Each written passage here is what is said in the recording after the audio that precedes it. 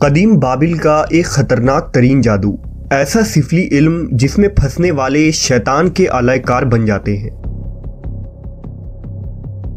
اس جادو کا تعلق فرعون سے کیسے جا ملتا ہے؟ آج کے دور میں میڈیا، انٹرنیٹ اور فلم انڈسٹری اس جادو کے زیر اثر کیوں ہو چکی ہے، اور یہ جادو لوگوں کو اس رنگین دنیا میں کیسے پھنسا دیتی ہے؟ اس ویڈیو میں ہم جادو کے سب سے قدیم اور خطرناک ترین قسم یعنی قبالہ جادو کے پر اسرار تاریخ کو جانیں گے۔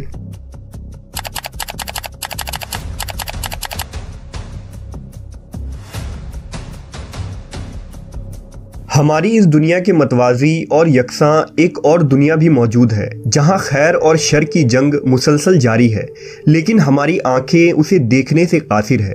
اس کی مثال اس طرح دی جا سکتی ہے جیسے مختلف قسم کے سگنلز ہر وقت ہمارے ارد گرد موجود تو ہوتے ہیں لیکن ہمیں دکھائی نہیں دیتے، مگر ٹیلی ویژن کے اندر وہ خاص ریسیور لگا ہوتا ہے جو ان سگنلز کو کیچ کر کے ویڈیو میں تبدیل کر دیتا ہے، اور پھر اسے ہم اپنی آنکھوں کے ذریعہ ویڈیو کی صورت میں دیکھ سکتے ہیں۔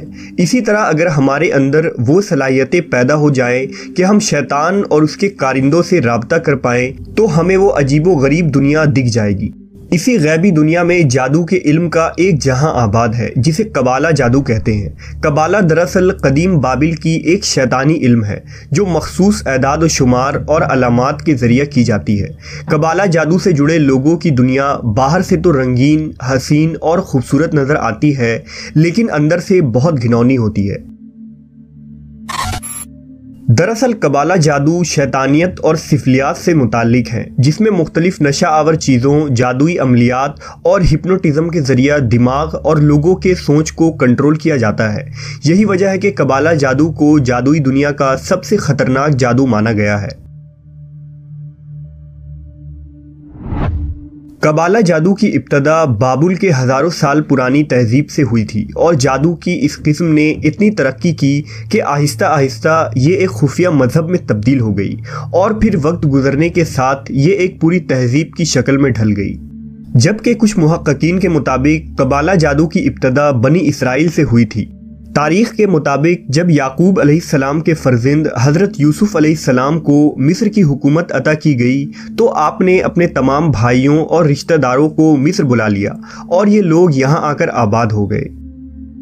اس زمانے میں مصر کے لوگ جادو کے فن میں کمال رکھتے تھے۔ یہاں لوگ قبالہ نامی جادو کے علم کے ذریعہ ہر ناممکن اور ناقابل یقین کام کو سر انجام دیا کرتے تھے۔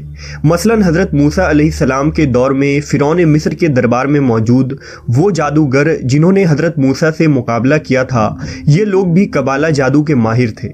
اسی طرح گوسالہ پرستی اور اپنے جادو سے لوگوں کو شرک میں مبتلا کرنے والا سامری جادوگر بھی اسی قبالہ جادو کا استعمال کیا کرتا تھا۔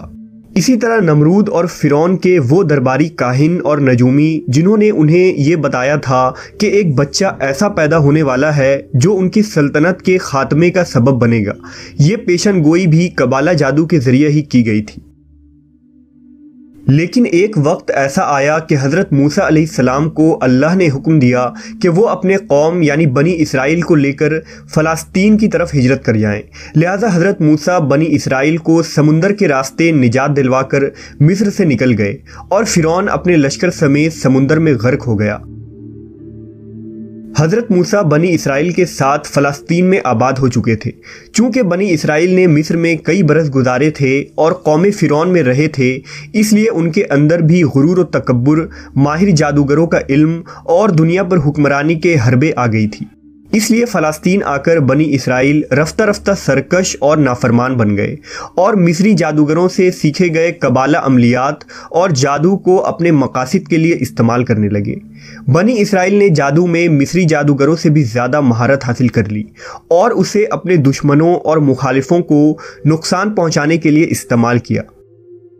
یہاں تک کہ حضرت سلیمان علیہ السلام کا دور آیا۔ اللہ نے آپ کو عظیم الشان سلطنت کے علاوہ جنات پر بھی حکومت عطا فرمائی تھی، لہٰذا جب حضرت سلیمان کی وفات ہوئی تو بنی اسرائیل کے قبالہ جادوگروں نے لوگوں کو ورگلانا اور بہکانا شروع کر دیا، اور انہیں بتایا کہ نعوذ باللہ سلیمان علیہ السلام کے پاس قبالہ جادو کا علم تھا جس کے ذریعہ وہ جنات کو اپنے قابو میں کر لیا کرتے تھے۔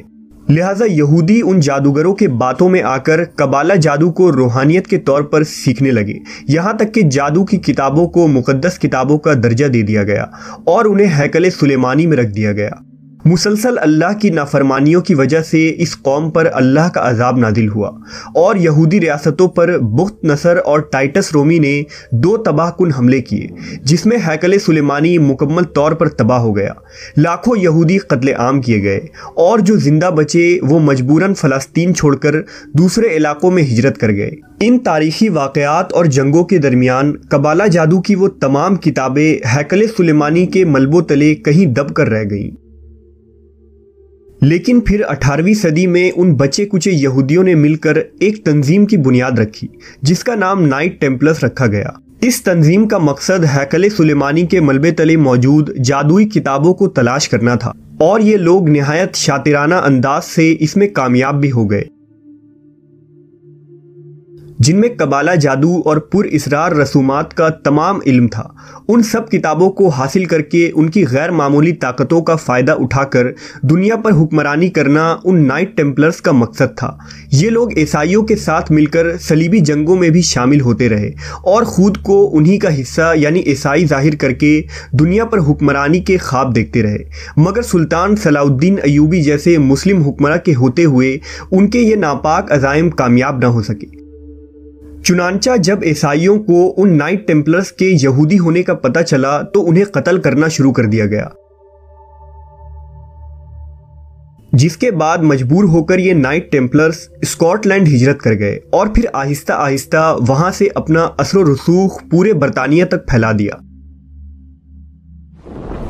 बहुत जल्द ही ये लोग दुनिया के तमाम वसाइल पर काबिज होना शुरू हो गए, यहाँ तक कि जायदाद, किलों, जागीरों और दुनिया भर के तमाम वसाइल पर इनका कब्जा हो गया। ये तंजीम दुनिया भर के तरबियत याफ्ता और तजुर्बाकार लोगों पर मुश्तमिल हो गई। इस तंजीम का सरबराह ग्रैंड मास्टर कहलाता है और उनके नायब मास्टर कहलाते हैं। ग्रैंड मास्टर का हुक्म उनके लिए खुदा का दर्जा रखता है। इन नाइट टेम्पलर्स ने ही यूरोप में सूद की इब्तिदा की और इस तरह बैंकिंग सिस्टम की शुरुआत हुई।